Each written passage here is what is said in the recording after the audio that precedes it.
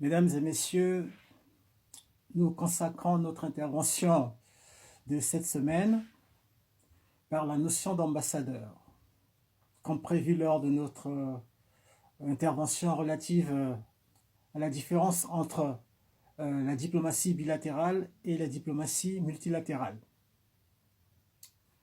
Du point de vue diplomatique et du point de vue du droit international, chaque pays qui a signé la Convention de Vienne et qui a déposé des instruments de ratification de la dite convention a le droit, s'il le veut, de nommer une haute personnalité qu'on appelle ambassadeur ou chef de mission diplomatique dans un pays de son choix. Un pays, parce que le consentement est très important en diplomatie. L'article 13 de la Convention de Vienne stipule que le chef de la mission diplomatique est réputé avoir assuré ses fonctions dans l'état accréditaire dès lors qu'il a présenté ses lettres de créance auprès du chef de l'État ou dès lors qu'il a notifié son arrivée et qu'une copie figurée de ces lettres de créance a été présentée au ministre des Affaires étrangères de l'État, bien entendu, accréditaire. Cela veut dire quoi? Cela veut dire que un ambassadeur qui est nommé, qui part en résidence dans un autre État, dès qu'il arrive, avant d'entreprendre son activité diplomatique, il doit d'abord présenter sa lettre de créance, ses lettres de créance auprès du chef de l'État. On remarque sur la scène diplomatique plusieurs sortes d'ambassadeurs, avec des attributions et des missions à chaque fois différentes. On peut citer l'ambassadeur en mission, et dans cette catégorie d'ambassadeurs en mission, il y a trois sortes d'ambassadeurs. Il y a l'ambassadeur bilatéral, non-résident géographique, bien sûr, l'ambassadeur bilatéral non-résident ou géographique parce qu'il, bien qu'étant affecté, cet ambassadeur ne dispose pas encore d'une ambassade de plein exercice, du fait que les relations sont encore certainement embryonnaires entre les États accréditeurs et l'État accréditant, ou très souvent pour des raisons financières, logistiques, parce que l'installation d'une nouvelle ambassade nécessite d'énormes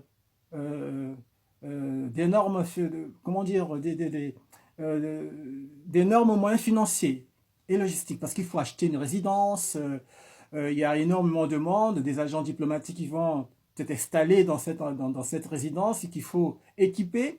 Donc cela coûte extrêmement cher. C'est l'une des raisons. Mais il y a aussi l'ambassadeur en mission fonctionnelle. L'ambassadeur en mission fonctionnelle, il s'agit là de certains ambassadeurs qui sont affectés à une mission que l'on qualifie de fonctionnelle. Parce que la mission de cet ambassadeur porte sur un domaine d'activité donné. Et ce domaine peut être à caractère thématique, transcendant, bien entendu, les données géographiques. Cet ambassadeur peut être appelé aussi ambassadeur itinérant. Oui, il peut être aussi appelé ambassadeur itinérant. Et un ambassadeur itinérant que l'on appelle aussi, bon, l'ambassadeur dans une zone géographique. Un ambassadeur dans une zone géographique parce que il peut être affecté géographiquement dans un pays dans lequel l'État accréditaire ne peut pas avoir encore de poste diplomatique, soit à destination d'une région du monde, ça peut être en Afrique, en Europe, ou en Australie ou en Amérique latine. Et cette catégorie d'ambassadeurs est appelée ambassadeur hors les murs. Voilà, c'est un ambassadeur hors les murs. Et cet ambassadeur, euh, il y a, après, bien entendu, il a ses attributions, en tant qu'ambassadeur itinérant, mais il y a aussi une catégorie d'ambassadeurs qu'on appelle, et le plus important aussi, c'est l'ambassadeur extraordinaire et plénipotentiaire. L'ambassadeur extraordinaire et plénipotentiaire, cet ambassadeur en résidence est le porte-parole exclusif très souvent du chef de l'État qui l'a envoyé. Il s'agit très souvent des chefs d'État qui ont de très bonnes relations, qui s'affectionnent, et l'un d'entre eux peut envoyer un ambassadeur extraordinaire chez l'autre pour le représenter. C'est le représentant exclusif du chef de l'État parce que c'est son porte-parole, il transmet les messages émanant bien entendu du chef de l'État et c'est lui qui parle en son nom. Voilà, c'est un ambassadeur extraordinaire et plénipotentiaire. Lorsque nous avons parlé la semaine dernière des relations bilatérales bilatérales et multilatérales, nous avons cité l'article 3 de la Convention de Vienne et nous avons énuméré un certain nombre de fonctions qu'un ambassadeur doit remplir.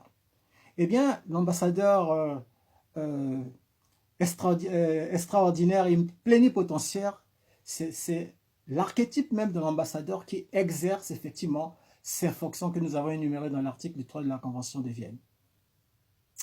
Mais au dehors de ça, il n'y a pas que cet ambassadeur-là, il y a aussi l'ambassadeur hors les murs.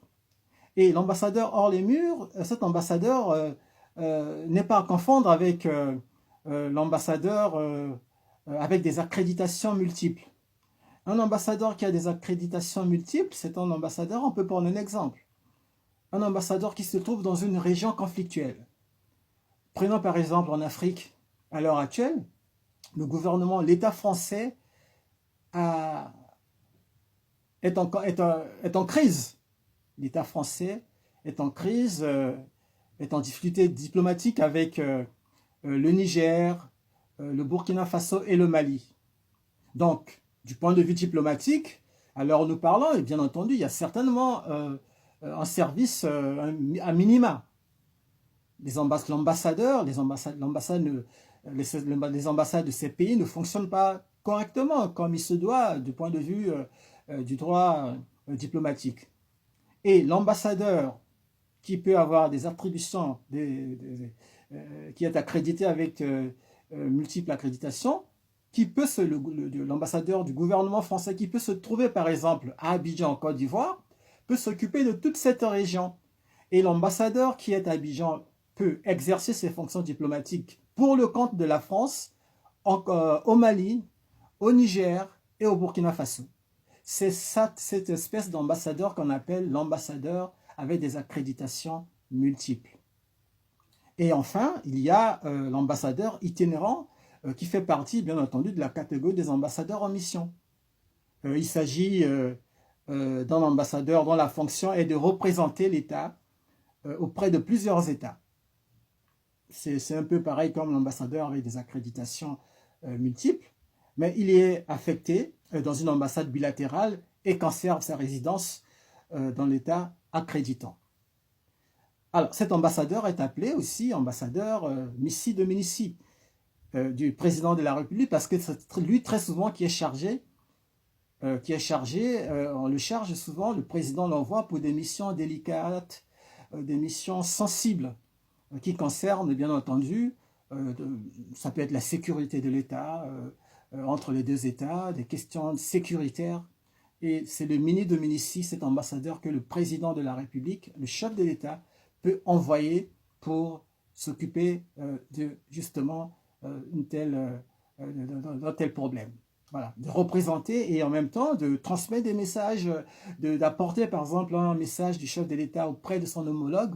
Et c'est lui qui transmet le message le plus sensible à son homologue chef de l'État.